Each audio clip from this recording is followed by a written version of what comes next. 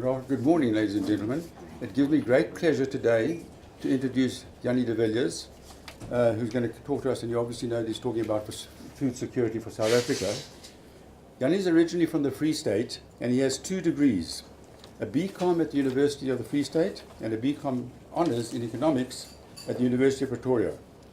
He started his career as an economist in the Department of Transport, where he spent 24 years in the grain, food and processing sector. I've just asked him on the side if he was still there when the agricultural boards were there. It seems to me that they left when he was there, so well done, Jannie, for getting rid of them. In 2011, he joined Grain South Africa, which is a grain producers organisation, as the CEO. He plays a very strong leadership role in the grain sector through the positions that he holds on the boards of various trusts and industry serving companies. He's also represented South Africa internationally on various occasions regarding grain and food matters. He's married to Rita for 30 years, has 3 children, loves hiking, reading, hunting, and is an enthusiastic sports spectator, not participant. Just a brief background about the Grain South Africa, because it's really amazing what these guys are doing. It's a voluntary non-profit organisation for grain farmers in South Africa, and it assists all farmers, both commercial and subsistence farmers, to be sustainable in their operations.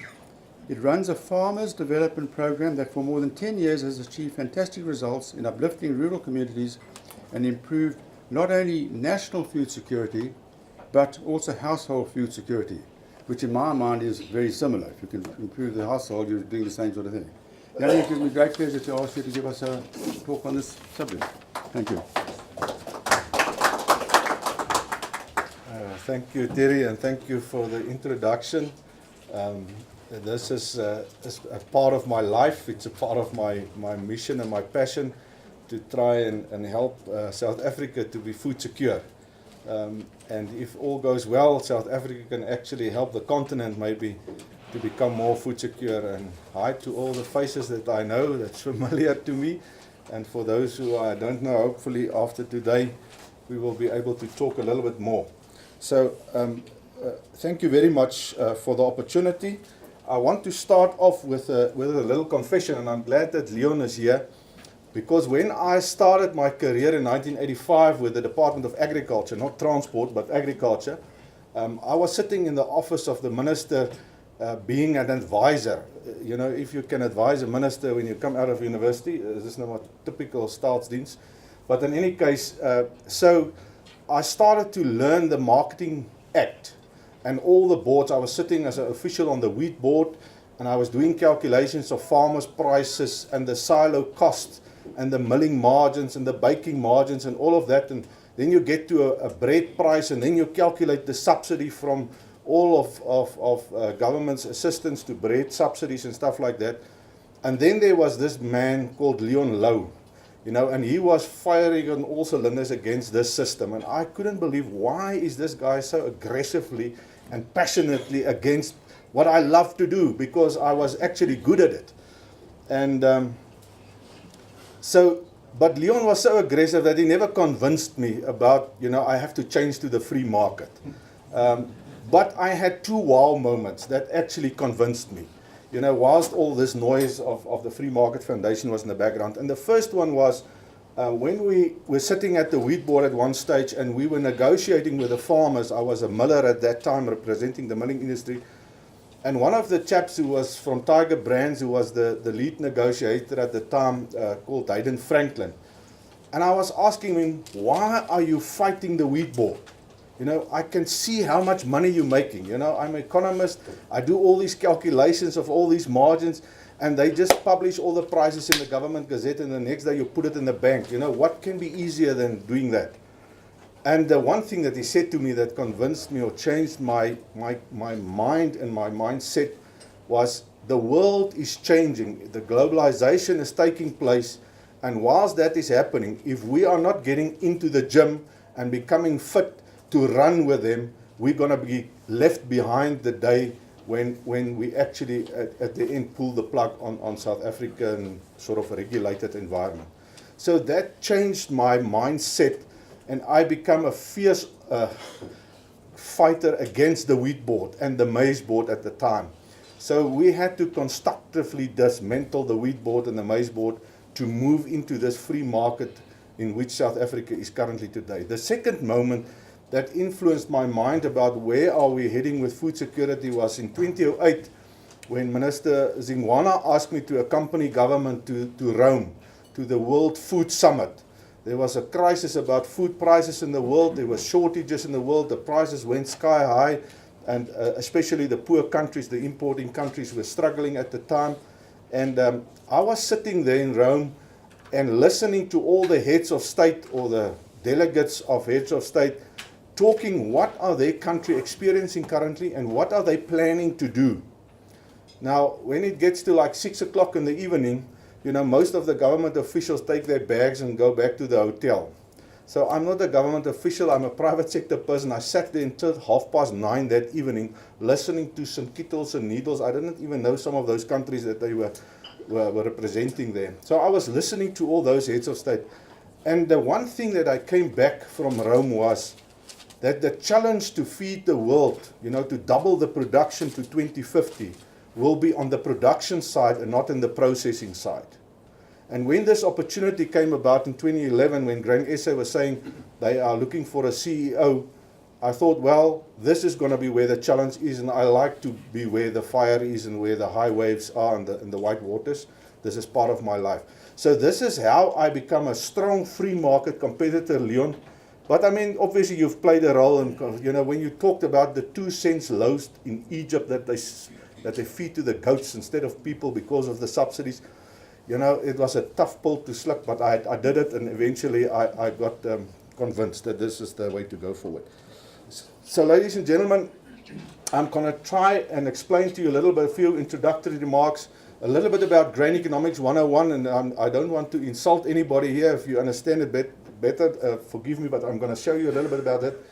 What is the impact of climate change on our food security, because we're experiencing it at the moment. And then just a little bit about our farmer development program. How are we progressing to bring our new black farmers into commercial status? And I will also make a few remarks about land reform.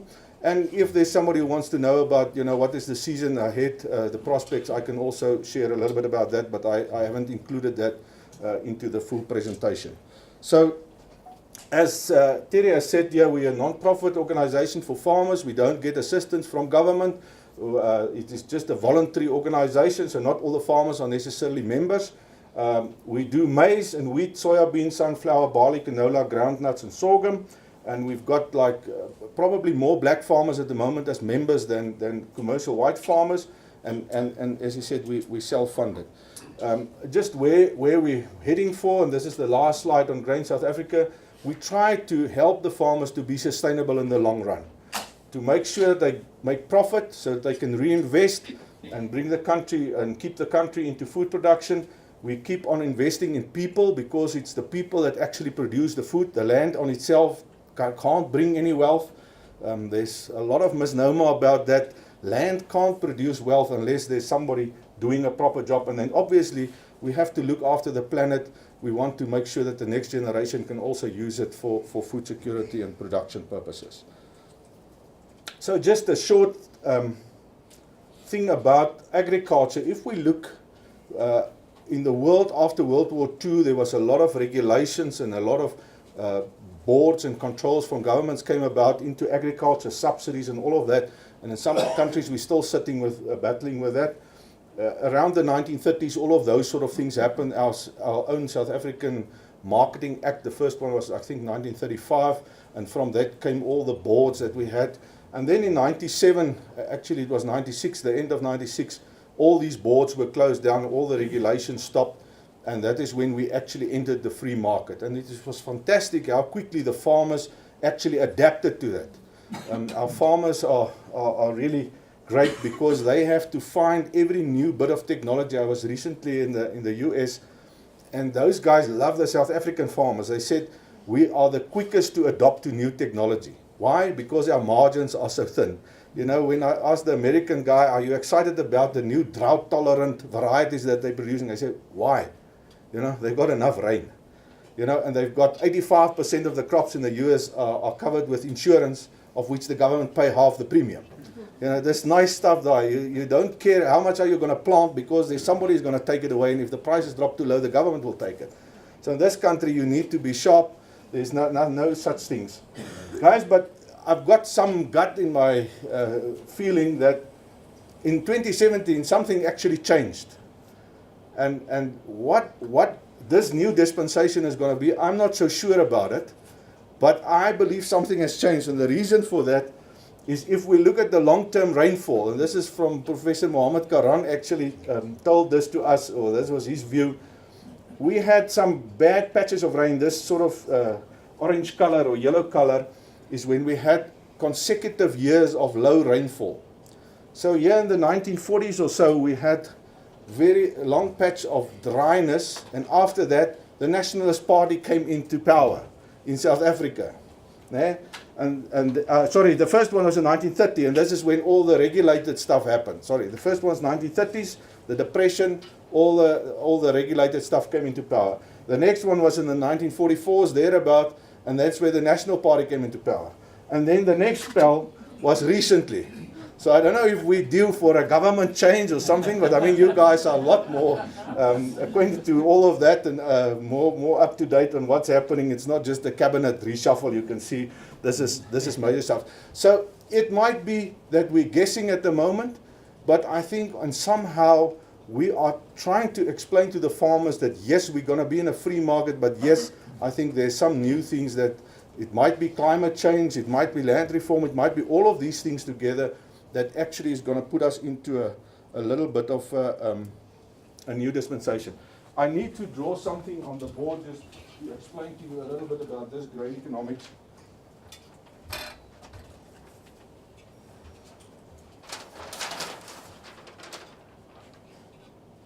I started off earlier just to save myself time. This is South Africa. This is the N1. It's just a rule of thumb.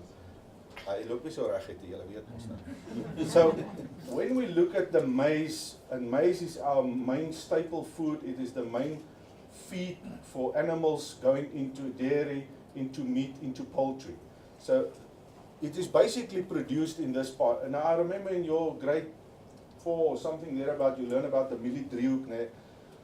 This looks like a driehoek, it's almost like that. On the eastern side of the country, we produce about 40% of our maize. And the eastern part is wetter, more stable in terms of rainfall, and we get about 6 to 7 tons from dry land. Now I'm talking most of our grains are produced on dry land, not irrigation.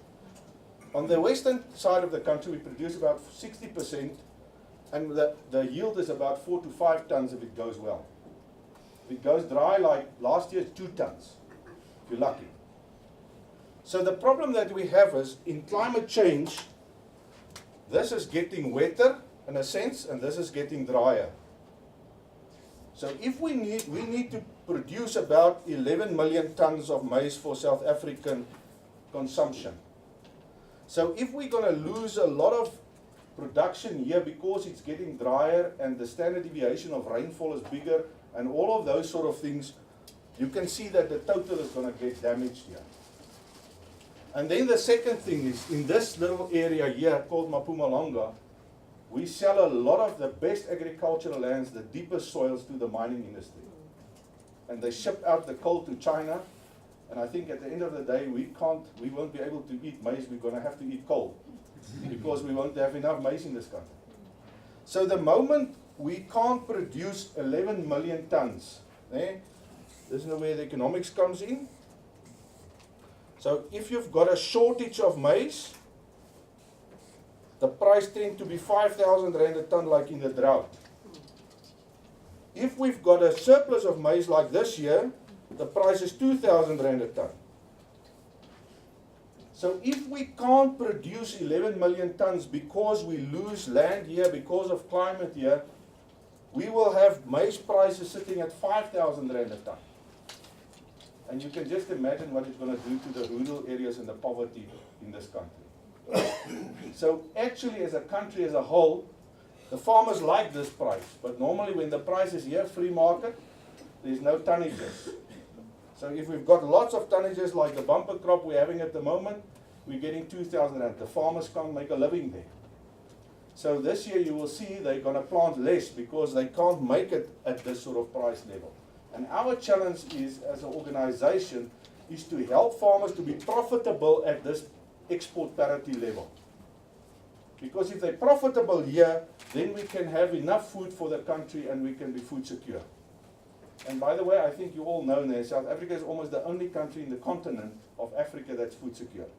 The rest are all net importers of food. So our challenge is, how do we replace whatever we lose here? How do we replace whatever we lose there?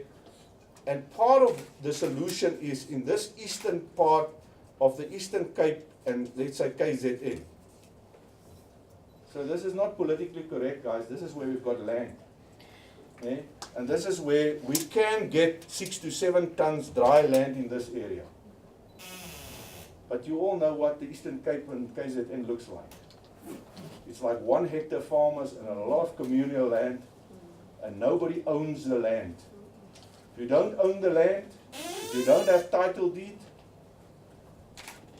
the difficulty is you can't get a loan. If you can't get a loan, you fail as a farmer. So at the moment, government is talking about a 90% failure of land reform farms. It's not because the farmer can't farm. It's not because he's black. It's not because his white neighbor is not helping him. He doesn't have finance. He can't buy a tractor or a planter or seed or fertilizer or nothing. So he just sits there and we say, well, that's a failure. So this is where the connection with the Free Market Foundation came about when they talk about these things, you know, getting title deeds to people owning their homes in the townships. But guys, our farmers at the moment that's working government land is like a glorified squatter. He's got a nice farm and he can spend there maybe a year or two and thereafter, you know, everything goes bust because he can't maintain it. There's not finance for this farmer, and the Credit Act is preventing our banks from helping them because they don't have any security. So this is one of our biggest challenges, and I'm running ahead of myself, but this is one of the biggest challenges that we have with land reform. All right, I want to move back to the computer to just share with you some of the other stuff. So this was the data that I've just put on the board, that for those who want to have a look at the numbers again. Maize consumption again, for human consumption, about 4.5 million tons. The animal feeds is growing faster. South Africa is getting richer. We're consuming a lot more proteins. So the feed industry is actually good growth. White maize is not a product that you aspire towards. It's right at the bottom of the food chain, if you call it the food basket. So this is going fairly flat, and it will probably keep on losing ground, you know, in terms of per capita consumption, because people start buying chicken and all sorts of other products. A little bit to the BLNS countries, we regard them, that's Botswana, Namibia, Swaziland, Lesotho, we regard them as part of the local market. Basically, then we need about 11, and this is how we got to those numbers.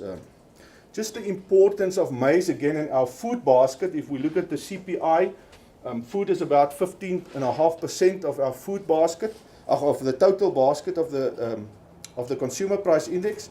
And when you go to the food basket itself, the grain and grain based is about 75% of that food basket. So if there's a problem in the maize industry and the prices go from 2,000 Rand to 5,000 Rand because we don't have enough, the whole food basket, 75% weighting, is pulling the food basket to above 10%. And if food goes above 10%, then the national inflation figure, this part pulls up all of this, and you go above 6% inflation in the country, and then the reserve banks start pushing our interest rates, and the growth goes down, and the unemployment goes up. So this is the difficulty that we have, and this is why it is important for us to actually, as a country, make sure there's enough maize here.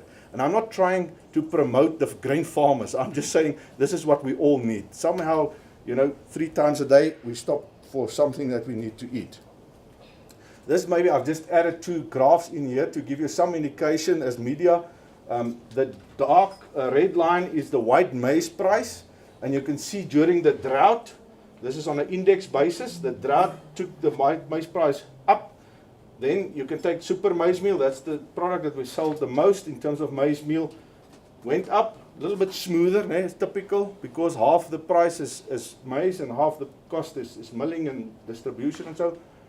But they're also very slow in coming down. Yes, they're coming down, because there's always this question, have the prices come down on the shelves because the farmers are getting, less than half what they got last year? Yeah, it's coming down slowly. Same thing applies basically for bread. The red line is the wheat price, and you can see that the bread prices are not that strongly linked, because there's a lot of value adding in the chain. A lot of processing takes place. I think the wheat price is about 20%, between 18 and 20% of the bread price is the wheat price. So it can't be on the same scale, but you can see, the wheat price dropped substantially, and the bread price sort of hardly got off the track. But it has happened. All right, I spoke a little bit about the mining issue. There's a nice report if you go to the Bureau for Food and Agricultural Policy. They link to the University of Pretoria. They've done a study for us in Mpumalanga about the impact of the mining industry on our food security, the quantities that we produce and stuff like that. On the land reform side, last season was a very good season because it rained well and all of that. We've planted 2.6 million hectares of maize. But if we lose like 400,000 hectares because of poor land reform or because of whatever reasons, the market or things like that, we're not going to be producing enough for this country as a whole. Now, next season, we might lose more than 400,000 hectares, but we've got a huge stock sitting in South Africa at the moment. We haven't been able to export the surplus that we've produced last year. We've produced almost 5 million tons of surplus in the current year that has just gone by, and we've only exported something like, where are we, 2 million tons, just short of, I think, 1.36 million tons. 1.36 million tons we've exported thus far. So there's a plenty of stock in South Africa available. So we can maybe lose 400,000 hectares next year, but there will be enough food. But the moment we do an improper land reform program or something bad happen to the sector, and you lose these sort of, this is just like 15% of the hectares now. If we lose that, then obviously we're going to run into trouble not having enough food. Yes, there's plenty in the world. I don't think we will ever run out of food, but it will cost us. And I think this is the issue that we want to talk about. Just a little bit of economics again. I think I've tried to draw it on the board. This is the green line here is the import parity. This is what it's costing us to import yellow maize coming into South Africa. And you can see this is about 3,200 Rand at the moment if we have to import maize. But we've got enough. So this is the export parity. This is this red line. So this is what we will get for it, like 1,700 Rand a ton if we start exporting it. The black line is the JSE, the suffix, the futures exchange. And you can see the South African price is currently higher than that. That's why we're not exporting. So some of the people are sitting on the maize. They hope for better days, and there might be, initially this season was a mild El Nino, that means a drier season. Then they started talking neutral. Now they're talking a little bit sort of a mild La Nina, a wetter year. So we will probably get, if they correct again, and they've done it nicely, we keep on joking with the weather people, but I think for the last season they've done pretty well. So we're expecting above normal, and I think rainfall. So I think some of these guys sitting on maize might get burnt going into the next season. I'm not so sure whether they all have the ability to store it for a whole year, pay the storage and the handling and the interest on doing something like that.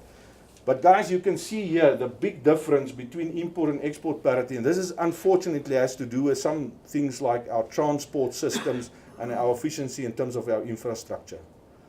And maybe just deviating a little bit from what I've prepared here, if you go to Durban, there's like 3 different grain elevators.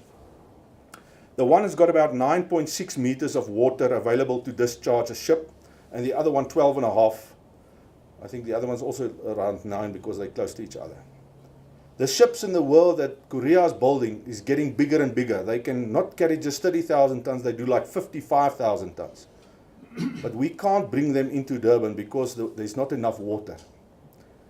And we need to deepen our ports, otherwise we will become uncompetitive in terms of exporting. And if we've got a drought and we need to import a lot like last year, we will have some ships standing outside Durban port and they won't be able to come and offload because, we can only use like small ships. It takes like 6 or 8 hours to get a ship in and out, in terms of the logistics just to do that. So South Africa need to deepen our ports.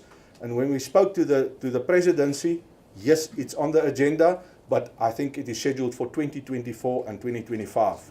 So, we shouldn't get if we've got a drought in between, we're in trouble, and it makes us uncompetitive because we can only load small ships, and you have to pay rand per or dollar per ton more for a smaller ship than for a bigger ship.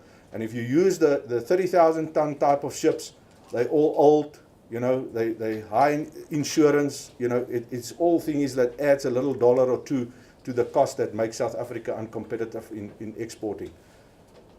Geographically, we're well located in terms of exporting to Japan and Korea and Taiwan. Those are our 3 biggest markets at the moment, and they love our maize. Why?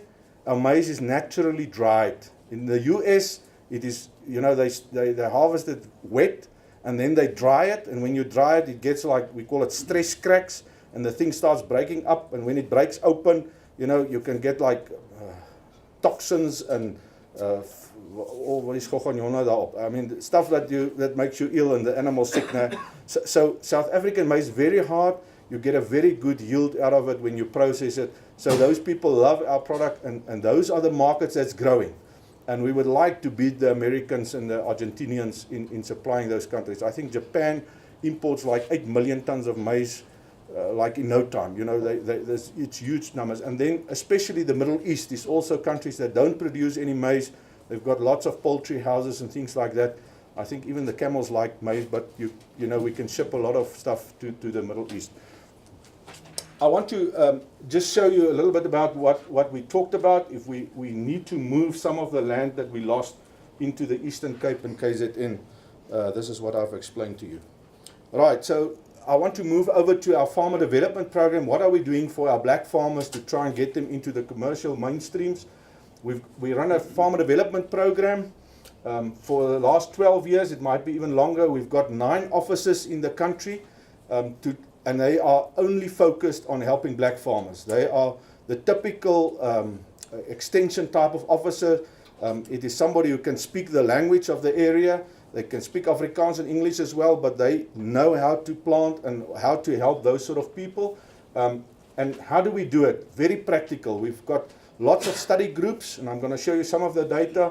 We have farmers' days where they come together. We've got a trial plot. They show them what is the right practice and what's the wrong practice so they can go back home and do it themselves. We've got training courses, a lot of training courses, from planting to ethics and marketing and all of that, and how to fix your own tractor and those sort of things. Then we've got a bunch of advanced farmers. Those are guys that work with a business plan already.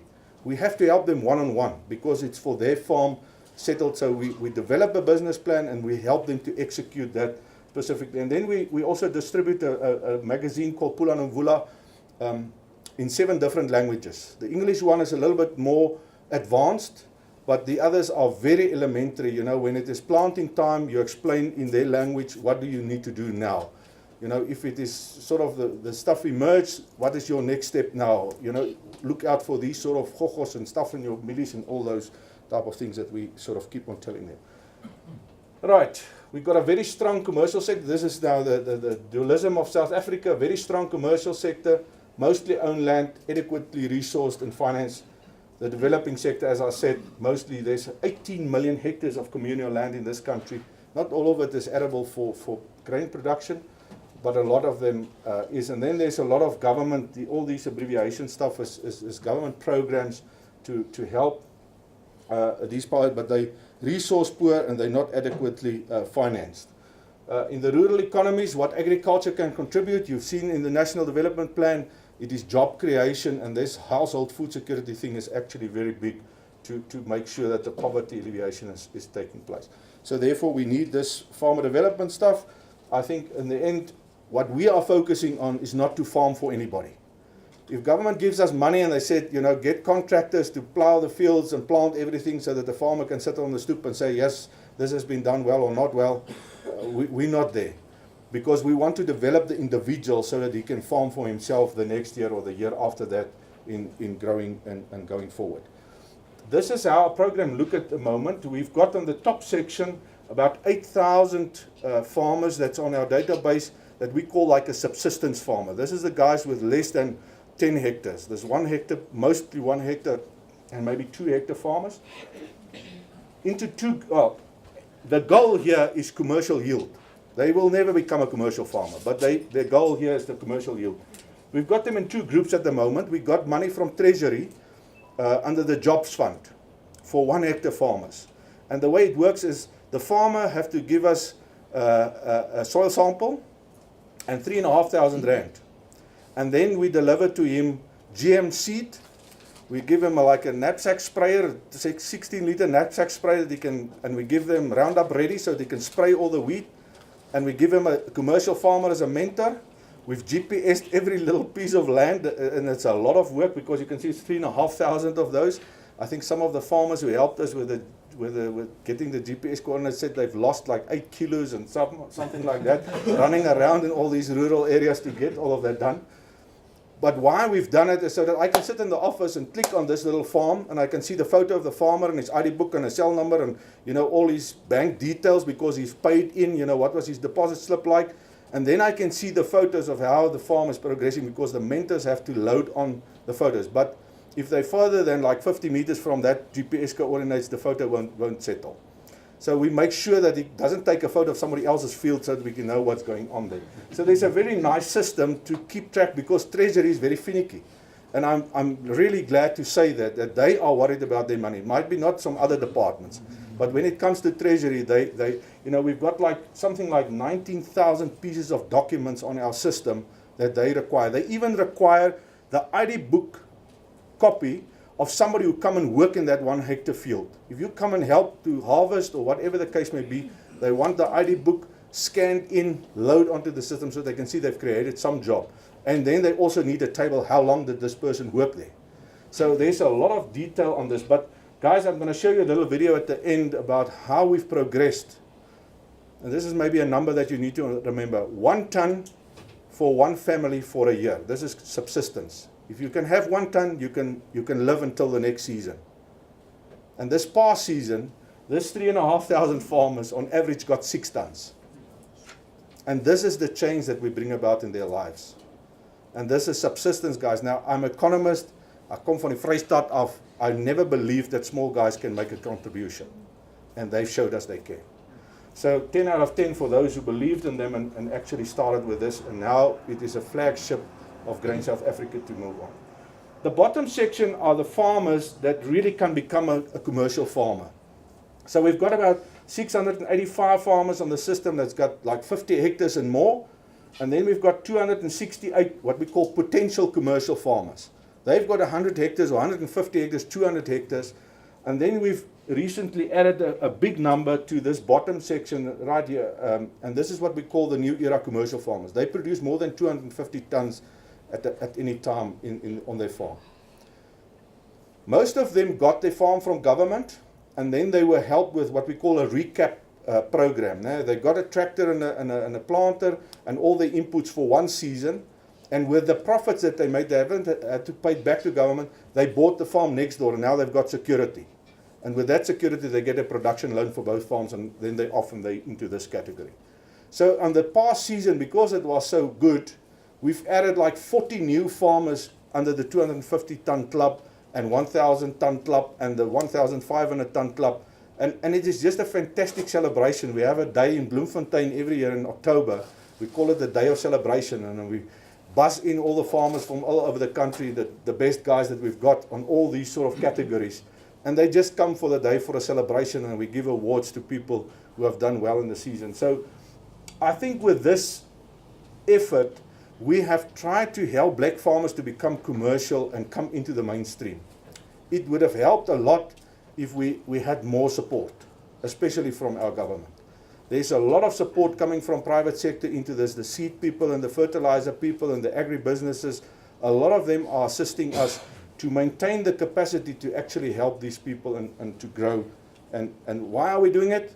because this is going to ease a lot of the pressure from land reform, a lot of the pressure from poverty, and people without food. So we need to make sure this is working and working well. This is someone net 'n lekker photos. This guy's surname, by the way, is also Zuma, but he's not related to our president. But he was our subsistence farmer of the year in 2016 there in Dundee area. But you can see, I mean, he never had so much maize in his life. The stories are just fantastic, and you just cry when you actually read the letters that they sent you. So the issue, what's the problems? The problems is finance, as I said, title deeds. If you go beyond 50 hectares, you need a tractor and a planter and some things like that. And so, by the way, maybe just for your education, we try to teach the farmers not to plow anymore. We talk about farmers plow and plant. We call it conservation agriculture. You plant like just in the veld like that, and then you spray it, and all the wheat is killed because you want to keep all the organisms in the ground. If you turn the land around, the soil around, the sun takes all the moisture out of it. And in this country, we have to manage our moisture. So about 40% of our farmers in this country is already on this system to not to plow anymore. And you will hear from the video that I showed you that we've teach these 1 hectare farmers not to plow either. So I visited this one Oma there in KZN, and obviously she can't even speak English. So the farmer went with me, and he said, but I must ask this woman about this 2 pieces of land that she's got there. So I got there, and we greeted, and how's it going, and da-da-da. And I said, now what's going on here, and I was showing her this 2 pieces of land. She said, no, she didn't believe this thing of not plowing. She was worried that if she put the spray on, all the maize will die as well. And I mean, the 3,500 rand she paid in was a lot of money for her. So she got somebody to plow a bit on this side and to plant on this side as well. And it was such a desperate thing because there was almost no maize on the plowed side, and the maize was fantastic standing on this side. She said she will never make this mistake again. But I mean, this is how we learn as farmers, and then you can move forward and all of that. So we need mechanization, but for mechanization we need finance. The crop insurance thing in this country, so by the way, the underwriters in the first world doesn't want to come and help South Africa anymore. They said the risk is too high. So they will give us like a quota for the western part of the country where it's dry. They said you can write 10,000 hectares there maybe, but then you have to cover it with 80,000 on this side so that we can balance our risk. Yeah, I understand that, but it's actually sad, and maybe the government must come with an underwriting principle just to increase the number of hectares that we can cover with insurance, so that at least the farmers get a chance, after the drought to get onto it again. Right, lack of knowledge, lack of trust, there's a lot of those sort of things typical of our country. What is holding us back? I think, taking ownership of this whole land reform thing and making sure it's sustainable. As I said, the absence of finance, incorrect selection of farmers. We've got, I don't know how many of you got these shoes now, but you see a mice in die hoek doodskop, the sharp points. So if a guy comes to us with those sort of shoes, we said, we're not touching you because I don't think you're a farmer. But that's not the only criteria. But no. But sometimes a lot of these farmers that gets onto a list at government, we have to find them in towns, and they've never been to the farm. They don't know what's going on there. And so the selection of farmers, is actually very critical. We've got records of how many study groups this guy has attended, how many courses he's done, what did he plant last year, what sort of cattle he's got, what equipment he's got, all those sort of things. And the chances of being a successful farmer from that database is a lot better than selecting some, political beneficiary to do farming. Right, and then there's people that just do it for their scorecards, they don't care a damn what actually is going on with the farmer itself. So how do we measure our success? You can measure it with tons, yes, and you can measure it with the total hectares that they've planted. But for us, we want to get to a commercial yield per whatever they've got. And this is what we as Grain SA is trying to imagine.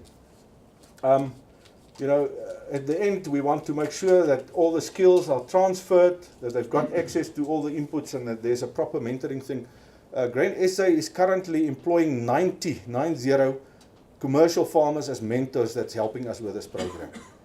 And it's fantastic if you drive with them in the bakkie and you ask them, just stop talking about this black farmers, just tell me, what did this do to your heart? then it becomes emotional. Because they never thought it's going to work like that. It's fantastic that this country can stand up from our past and get people together, even if they thought they're never going to do it like that. And this is why I believe strongly that agriculture has got some ability to heal this country. Guys, and this is why it's so important for this to move on. Right, this is where our offices are. I don't think that's so important, but it's in all the main production areas. These are some of the people that's helping us, some of the names you will be familiar with. So how many? We've got like 164 study groups currently where they meet at the trials and all of these sort of things. There's 151 guys in our advanced farmer program. This is government programs, the read and the recap. It's government programs that we help to implement. And we're very grateful for government, allowing us to participate and to help to make sure that it is successful at the end of the day. And then we've got this competition of the Farmer of the Year. Fantastic stories that we can share with you. The training courses, they're accredited with a CETA. And as I said, the magazine's going about 20,000 copies a month in 7 different languages. These are just some of the photos, and you're not going to be able to go through all of them. Just notice how they get to the study group meeting with his cell phone and his horse. Isn't that fantastic to bring the old and the new together? This is how we train some of them. This is just the story of our 1 hectare farmers. We started off in 14, 15, about 850 join us in. It's a 3.9 million budget, and last season we were like almost 3,000 farmers. Some of them couldn't plant because of the dryness or late or whatever. And we this year we hope to have 3,500 farmers going forward.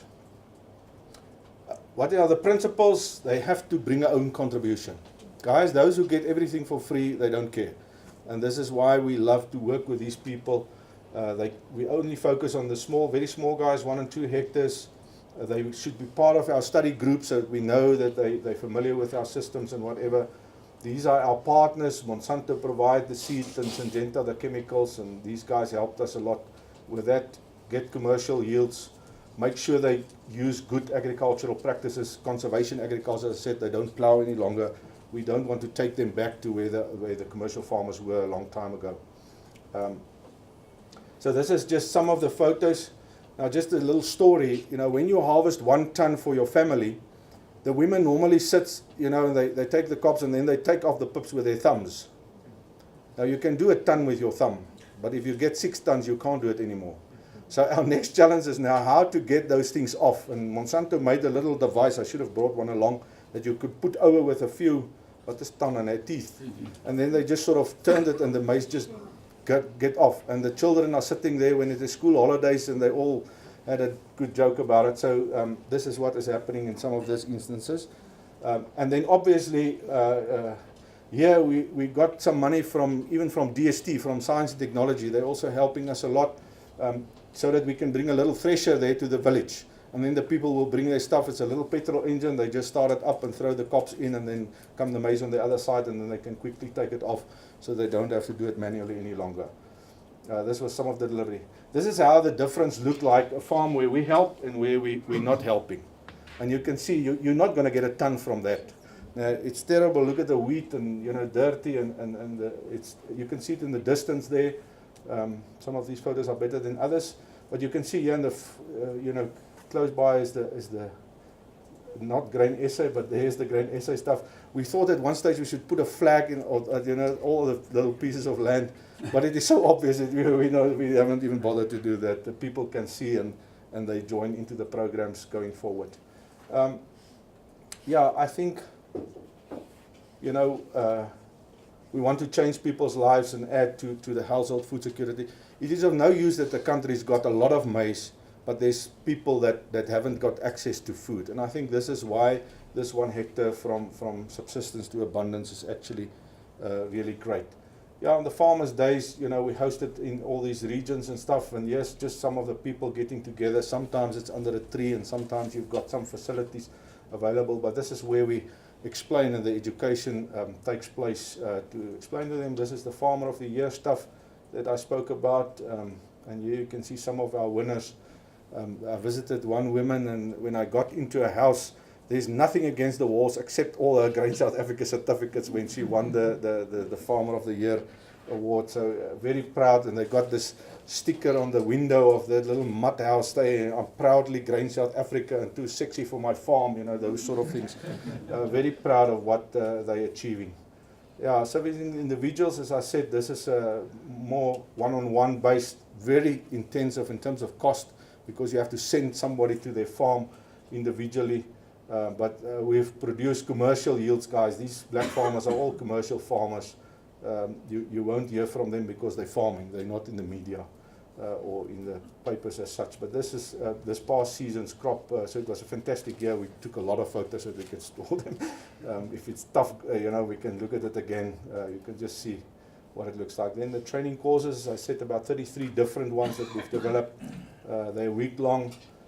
We've got little, I don't know whether there's a photo of one of them here, a little workshop on wheels. Now, we take it into a community. They bring all their broken wagons and plows and whatever they want to fix, and we teach them how to weld and how to grind and how to paint.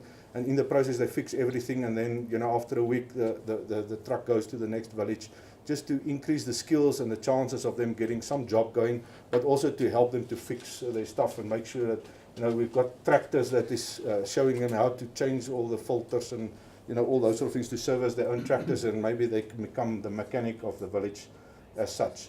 Now, lastly, I think is the magazine. As I said, that we distributed.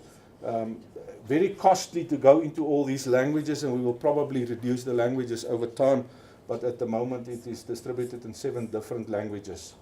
And then, as I said, we've got a very good base, database on all these farmers. Then we also run a schools program for the grade 9 kids, you know, with DVDs just showing them 101 of farming, you know, how to make money with farming, and all sorts of different careers, that you don't just think about the farmer itself. There's some researchers and traders and, you know, scientists and whatever the case may be. We cover a lot of children and a lot of schools, ex-teachers that is helping us with this. You can see about 300 schools that we cover per annum, you know, 30,000 kids per quarter that we, or term that we're doing. Some of the comments that we get is, I heard, with grain in our hands, there's no panic in our hearts. And if it was not for grain, we wouldn't have bread on our daily lives and even in our markets. And if there was no maize, we wouldn't have maize meal. And without agriculture, we're nothing. We like it when the children pick that up, of course. Here you can see somebody is very proud. Now, this also moved me a lot. This lady was the winner this year of our 1 hectare farmers. Mavis is there, Hereford is, you know, in Mpumalanga. And she said, since this program started in 2015, no one in our village is hungry. Julle, is dit nie great nie, hè? For this country to have something like that, we're actually changing the world. Lastly, before I show you the video, I don't know if you have thought about this, but this is the Grain SA 2019 ref counter for the elections. So we are looking at the 3 different options, and there might be even more. But this is where we are at the moment, and say, you know, maybe at the end of the election we will have either a DA-ANC coalition or a DA-EFF coalition. There's even a chance that the ANC might get enough to progress with governing the country. Or there could be a scenario with the ANC-FF making a coalition. And we are thinking about, you know, what does land reform look like in this scenario? And what does land reform look like there? And what does land reform look like there? And what is it's going to make or do to food security if we have a change, either a red or a green or a blue scenario.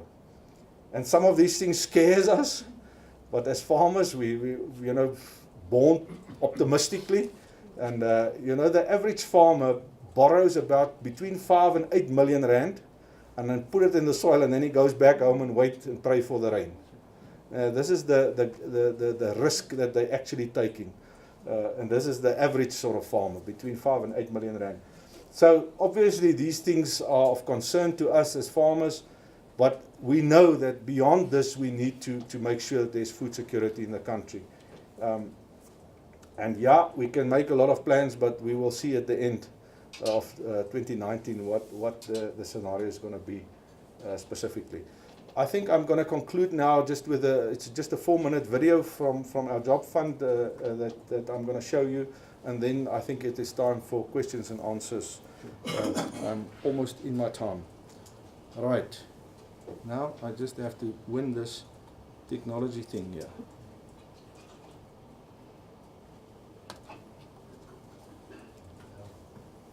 Is it ready? Miskien moet jy my gou kom help.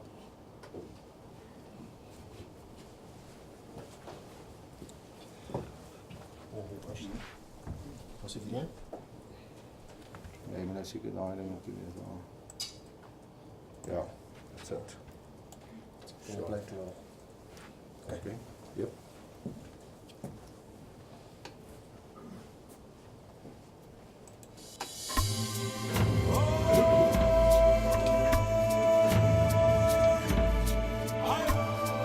It started with a dream of unfolding farming potential. 3 years later, the success of the Grain SA Jobs Fund program is a magnificent testimony to productive collaboration. See the guys standing up from basically nothing and getting a harvest of 10 tons, same as a commercial farmer. I mean, that is like custard through your heart. That's lovely. My journey with the community has been training people that have never been to school, giving them the basics of farming and the basics of food production. So Monsanto got involved in this project when we identified a need that we need to work with an institute like Grain South Africa to expose the smaller scale farmers also to the higher yielding maize hybrids. Unleashing the potential of communal land has never been more important because the influx into the cities is simply not sustainable. And for many, life becomes a struggle for daily survival. So when hope beckons on home ground, it calls to be fed, to be nurtured with knowledge and care, to feed beyond mere subsistence. Kubaluleke kakhulu ukuba ngumlimi ngoba uyakhona ukusebenza ibhizinisi usebhizinisini. Angiyike usebenza kwenye indawo, ngiyakhona ukuthi manje ngisebenze la efamini, ngondle nabantwana, ngikhona nokuthengisa, ngikhona nokuphakela imfuyo yami kuloko engilimayo nemfuyo yami isuthe yande. Kubalulekile ukulima kuba kaloku yonke into uyafunda ude uzenze, emveni kwexesha uzawude ubone into yoba nawe ngoku usukile kwizinga ubukulo eliphansi ubheke kwizinga eliphezulu, uzibone ngoku sekusithiwa kuyiwa kwamamandlovu factory. Hallelujah. For close on 2 decades, Grain SA has been making inroads by narrowing the gap between subsistence farming and commercial production. In this way, Solomon Masango has come through the ranks to become Grain SA's New Era Commercial Farmer of the Year in 2015. Today, he is sharing his knowledge with a group of farmers in the Breyton area of Mpumalanga. I'm having about 32 farmers who said for them, it seems as if it's the first time they do farming. Their product has never been like this. So for them, it's very good. Solomon is one of 26 mentors in this impactful initiative, whereby key role players in agriculture are putting their strength behind the South African government's Jobs Fund program. Every rand contributed is matched by National Treasury, and every rand that goes into this program clearly reflects in the results. With Grain SA's solid management structure and strategically placed regional offices, the program is in every way marked by good governance. Currently, there are close on 3,000 farmers in the project, with more and more wanting to join. At the same time, the fast rate at which the farmers are progressing has brought about the requirement for more mechanization and storage facilities, also opening up opportunities for processing. Imagine fully awakening the prosperity of this blessed land. Grain SA's proven platform for farmer development provides an ideal opportunity to get on board and make a measurable difference to farmers' yields, to people's lives.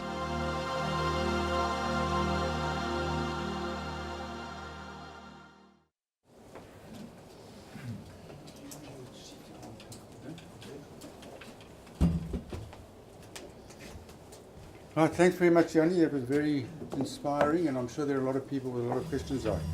Can you have a show of hands here? Is anybody please? One at the back there. Do you want to? You can. Jannie, I'm Neil Blom from Business Day.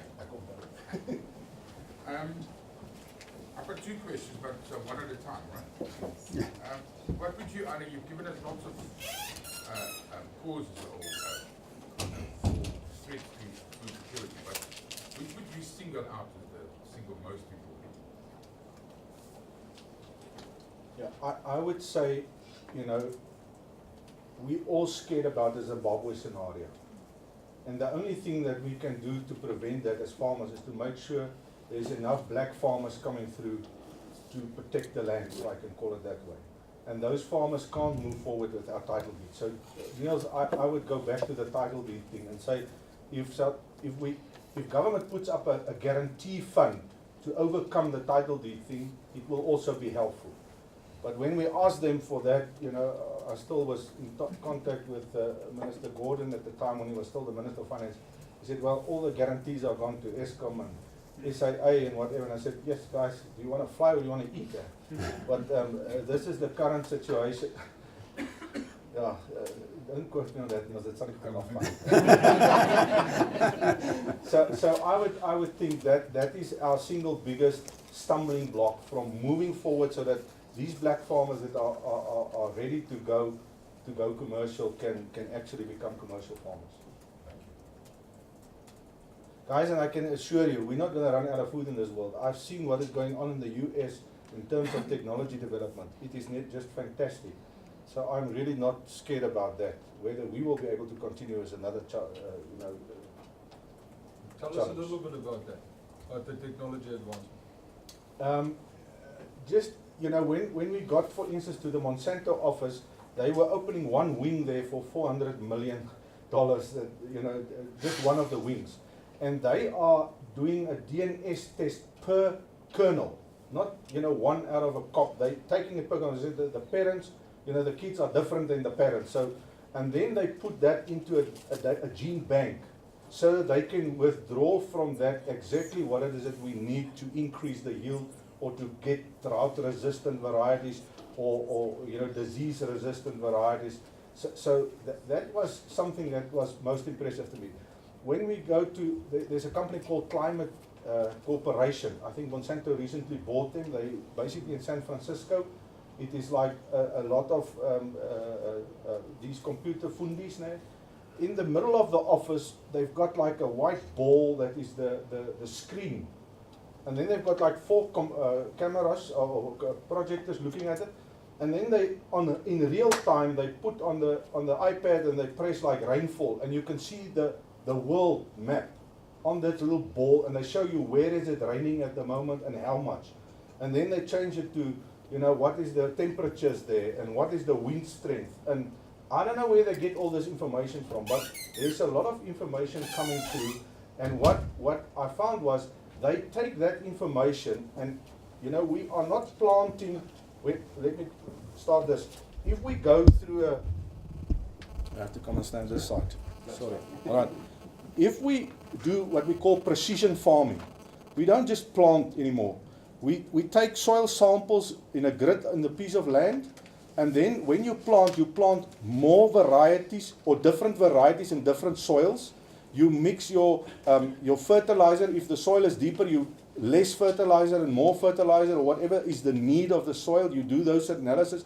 So you feed all of that into the computer, into the planter, and the tractors drive at their own. I mean, there's a lot of these tractors don't have drivers anymore. They GPS, you know, you give them the coordinates, and the tractor is doing all of this. You turn them about at the end of the piece of land.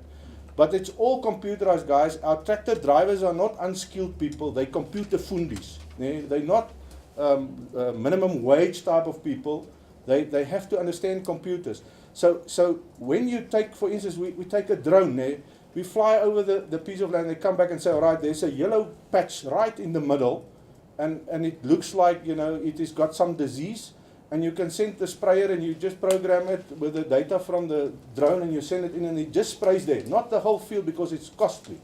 You know, or it has got some, it needs some blaarvoeding, what is plant, feed for the plant, something that you need to add maybe to the fertilizer.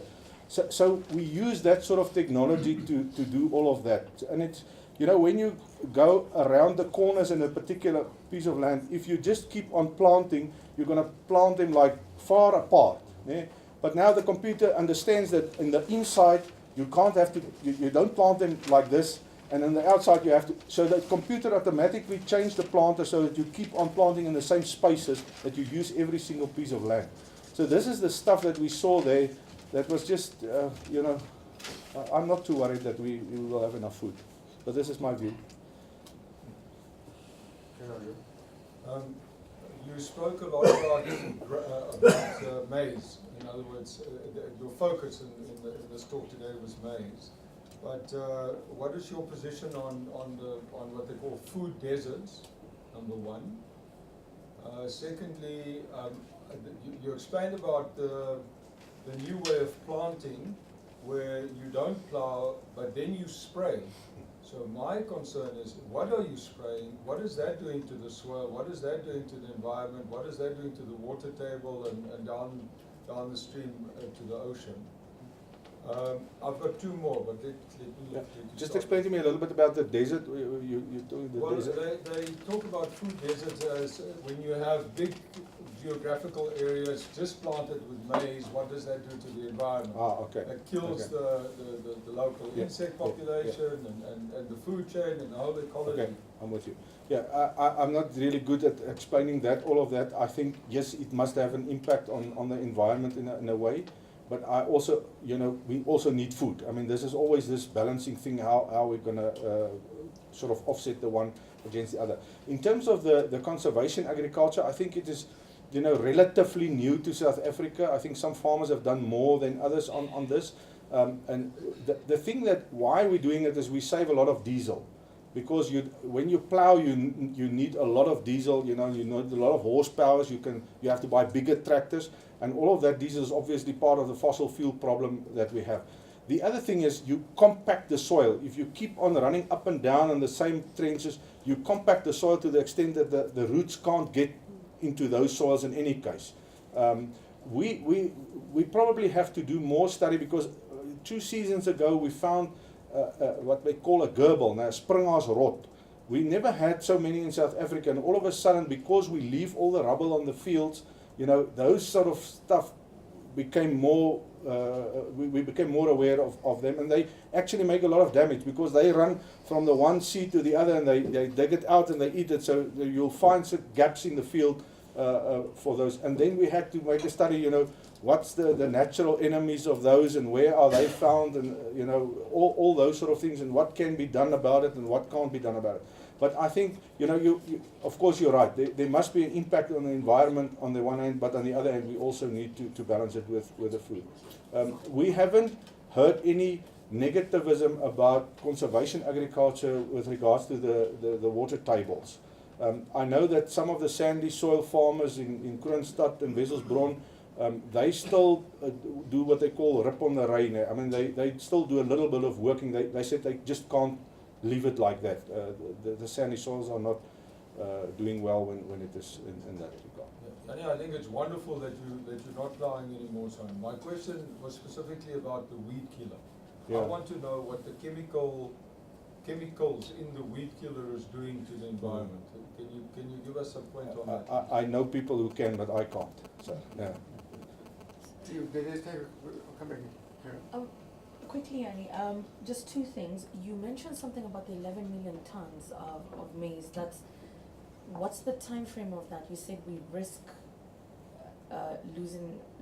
Is it we're not going to reach the 11 million tons? And what's the time frame? And then last year around this time, we had an issue regarding drought. There was a lot of unhappiness, and when you look at your CPI, food prices are escalating. You're saying those food prices are going down, but they're not going, down as slow as as fast as you'd like to.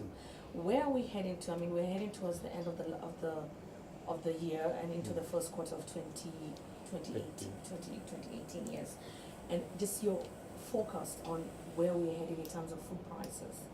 Okay, I think the 11 million tons is what South Africa need for a year. And so it's about 4.5 million tons of white and about 5.5 million tons of yellow for the feed industry, and then roughly 1 million tons, 800,000 for the BLNS countries for their consumption.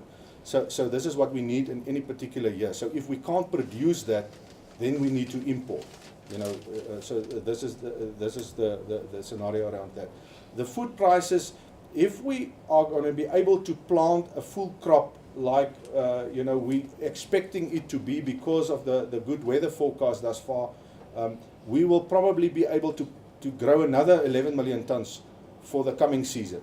And even if we do like 10 million tons, there's enough stock. There's about 2 million tons lying in South Africa that we haven't used this year, and maybe even 3 million tons for that matter. So at the moment, the price forecast is that we will remain at this sort of lower levels for the next year. So for the whole of 2018 until, let's say, October of 2018, when we have to plant again, this is the forecast that we look at. Now, if there's a huge drought in Argentina or in America, one of these big exporting countries, the world prices might change. You know, if there's a disaster politically in South Africa and the exchange rate change, you know, that will have an impact on the prices. But in terms of supply, I think at the moment we could.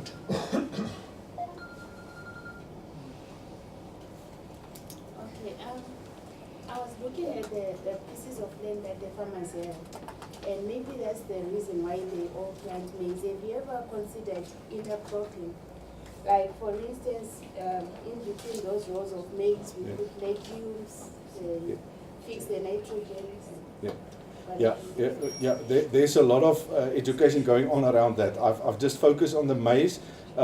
Sometimes we teach them to do crop rotation, rather plant legumes next season, you know, because those legumes will also take some stuff out of the soil that the maize might not get to 8 or 9 tons. So we are teaching them what we teach the commercial farmers to do. But I know that is intercropping, you know, to plant between the rows are some of the practices that we find, especially in the rural areas. But what we're trying to do is to teach them the new technology and the new stuff that is not necessarily intercropping. So how free is the grain market? Okay, let's. I think, Niels, if I have to look at maize, I think fairly free. I'm comfortable in terms of, you know, our understanding of what the free market looks like. The maize, I'm comfortable. On the wheat side, it's not going well at the moment. I think you all understand the wheat has got a highly concentrated buyer's market. You know, it is a smaller crop. We are importing every year. There's a lot of import tariffs making it, you know, at the moment we're waiting for Treasury to announce import duty that has triggered, you know, almost a month ago, because the import duty goes up when the world prices drop to keep the prices sort of level in South Africa, to give the farmers some level of protection so they can produce. But sometimes they go like almost anti-cycle because of the late announcement of these things. So I would say on the maize side, I'm very comfortable. I think on the wheat side, it's not going that well at the moment. The soybean market, I think, will develop more in the future. You know, I think our new record now is just over 1 million tons. This past season, or 1.3 million tons. We can still go up to almost 1.8 million tons. We're still importing a bit of soya. Guys, soya is a product for the future. You know, it's got like 16% protein in it. You know, half of it goes, or that's half of the poultry feed is soya bean oil cake together with the maize. So I think the soybean industry is still to be grown and developed a lot further. But maize, I'm comfortable, Niels. You know, if you're unhappy, if you take a wrong position in the market, you will always say the market's been manipulated. You know, whether it's, you know, if the price goes down, the farmers will complain. The price goes up, the buyers will complain. But I think if everybody's complaining, you're actually okay. Jonathan Castello, the freelance journalist. You said that the maize market is fairly free, but clearly there's friction in the market from the poor infrastructure. So the farmers are afforded, in a way, a domestic protection to a certain extent, but at the same time they can't export as easily because of these sorts of constraints. What would the price be if, because they would be afforded easy export opportunities if there was good infrastructure? Let's just put that into perspective now. Last year we had to import over 2 million tons because of the short crop. I think it was almost 3 million tons, and we did it. There were concerns expressed when the drought started in January, February. We realized we won't be able to plant, and we were very concerned, but at the end they did it. How they did it, I'm not so sure, but they did it. So I think, you know, we need to have a more severe drought than the one of last year before it will become that the infrastructure will be actually hampering us from having enough food in the country. When it comes to exports, I think, you know, there's $1 or $2 for the farmers that we lose because it is not as efficient as we would like it to be. But at the moment we will be able to export it if the prices drop lower. So at the moment the prices are the thing, not the market, not the infrastructure. But I think there's $1 or $2 to be saved for the farmers to be more competitive if the infrastructure was well maintained and developed. I just want to call you one number that was very interesting in the drought there. When I got back from leave in the beginning of January of 16, we did a survey how many hectares have been planted. And at that stage, it was 1.3 million hectares. Now that would have, you know, it would have been terrible for South Africa if that was. And then it started raining on the 15th of January. And by the 25th, we did another survey and we've planted 2 million hectares. So we've planted 700,000 hectares in 10 days. Guys, this is exceptional food security capacity that we've got in the country, that we are able as farmers to do 1.26 million pips per minute in 24 hours for 10 days in a row. And if we haven't used that window, we would have run out of food in this country. Yeah. Come on. Thanks very much indeed. My name is Andrew Barker. I'm a development consultant from Town Planner. You're obviously focusing on the rural areas. You're talking massive hectares and massive opportunities in terms of the land availability. We also have a crisis in terms of food security in urban areas. Have you looked at urban areas in any way? Is there a possibility of looking at this program in urban areas or using it in urban-related situations? We haven't, purely because we haven't got capacity, and I think we've got enough potential to develop where we are at the moment, and this is where we are good at. So the answer is no, we haven't looked at it at all. So I know that Andrew's involved in something in the south part of Joburg, and we'll give you his telephone number. Maybe you've got somebody who's going to help you with this over there. It'd be great. What are the expectations in terms of the maize planting for this coming season, given that the price is lower? And then if it's lower planting this year because of the price, are there other crops that farmers are keeping in mind? Yeah. So last year we planted 2.6 million hectares. We expect something like almost a 20% at least contraction of that the farmers will plant less. BFAP did a study where they said there's about 300,000 hectares that they call marginal land that can't produce maize at export parity, in other words at these sort of low prices. So they should automatically actually be out of production, but that's not enough. I think the farmers will probably plant less than that. As I said, on the soya bean side, we can actually grow a lot more soya beans. I think there's room to increase it. Even I think the number that they call is 40%, 40 in the hectare growth. I'm not sure we will be able to get there, but there is space in the market for that. On the sunflower side, we're basically at a point where it won't make a lot of sense to grow a lot more sunflower. The groundnuts last year did very well. You know, we're very small in that. What I found interesting was that there's quite a few farmers in Northwest trying cotton for the first time. Apparently the cotton price is good, and some of them said they're going to give it a shot. So the one farmer was saying to the other one, the best advice I can give you when you start with cotton is the first year, don't plant any seed, just waste your money. It is, but this is how they talk each other up. But in any case, no, I think it would be interesting to see whether that is actually going to be a permanent thing or whether it's just because the maize is in a low price situation. Jannie Trebekati from Eurotessa. It's all good and well growing the maize, but then we turn it into mielie meal. And that mielie meal is quite easily available in Pick n Pay, Checkers, Shoprite. But those rural areas, how do we process on site so that actually the cost of product stays low where it's being harvested? Because I've started milling now and distributing, and the margins are huge. So why are Pioneer and Tiger and these guys not being taken on through the likes of the programs that you're having to develop alongside of them distributions and micro milling? So I think that answer is quite obvious. You know, I'm not sure whether Tiger will try and develop an opposition for them themselves. I think where we are at the moment is that now that we've discovered we can produce surpluses in those areas with those smaller farmers, the next level is now the processing. And this is why we started with these threshers.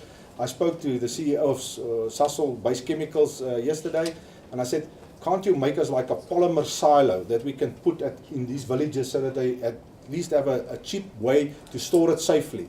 You know, you get a lot of mycotoxins in the maize, and especially when they make the beer from that, and it gives you cancer of the throat. So it is bad stuff if they don't store it safely. And the problem is we've now teach some of them to store it safely, but they said now the beer doesn't taste the same.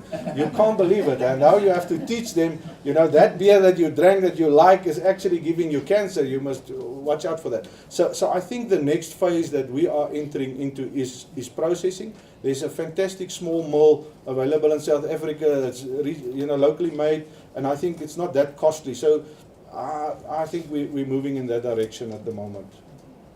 We have to do it. Okay, one more question, anybody else? Okay, so mine won't be a question, to be just a comment, just to... There's no such thing as a comment. He'll have something to comment on it. Just because I've witnessed Grain SA farm development. I'm from Monsanto, so I work with small scale farms, someone hands-on. So I've witnessed them transforming from guys who are producing 5 bags in 10 hectares, now producing tons. So it's working. I'm sure, you know, there's advice that I give to farmers, let's stay away from politics because they talking a different language from us. Let's talk to our own, let's advise ourselves. Even, you know, people are making a bad connotation about white commercial farmers and bad small scale farmers. Those guys they've moved from being mentors to being friends to being brothers. You know, so it's working. We just have to focus on it and leave the rest out. I've seen the program and I'm hands-on involved. How's that for a nice comment at the end? Amen. Thank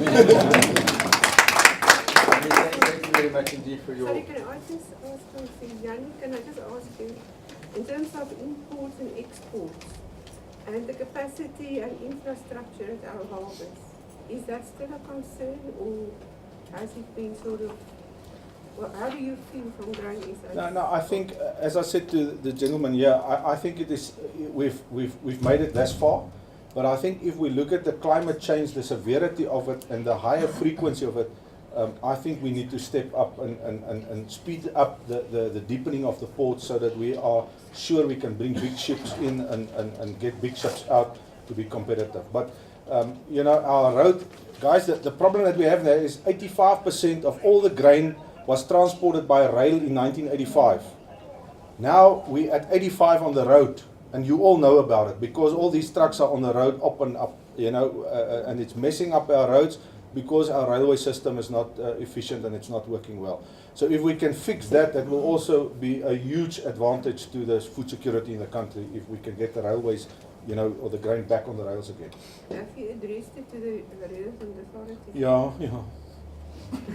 Jannie, thank you very much indeed. That was really a very, I think, inspiring discussion, mainly, and we know how enthusiastic and emotional you got about it, and I think a lot of us also did. On behalf of the FEMOC Foundation, I'd like to give you an original signed copy by Leon and his wife Frances for this book, South Africa's Solution. Now, when you look at it, you'll see it's empty. The reason why it's empty is because I've taken the book out here. And I remember reading it some time ago, and I want to tell you that what happened 120, 30 years ago is quite amazing. If I can just take a few minutes of your time. This is in about the 1880s. In the Transkei, a black community raised a lot of money to build schools, contributed towards roads and bridges, and they opened a bridge, all with money that the farmers had paid for there. Further on it says, this is written by Leon and his wife Frances, the black farmers were becoming extremely diversified in their produce. At an agricultural show held in Fingerland in 1880, prizes were awarded for wheat, barley, and so on, beetle, to the people, to black farmers who won it there. By 1890, there were many progressive black commercial farmers who purchased their farms outright. They invested much of their property in walls and so on. And they lived in brick flower houses built by Europeans, it says here, and stocked them with furniture and so on. There was one person, Sol Kalipa, who owned 120 cattle, 20 horses, 500 sheep and 2 wagons and 3 ploughs. By 1890, there were between 1,000 and 2,000 of these affluent black farmers. Now the book says, now 100 years later, you will have difficulty finding even one. But 130 years later, we're going to change the chapter, and we have, because of you, there will be many, many more. So thank you very much indeed.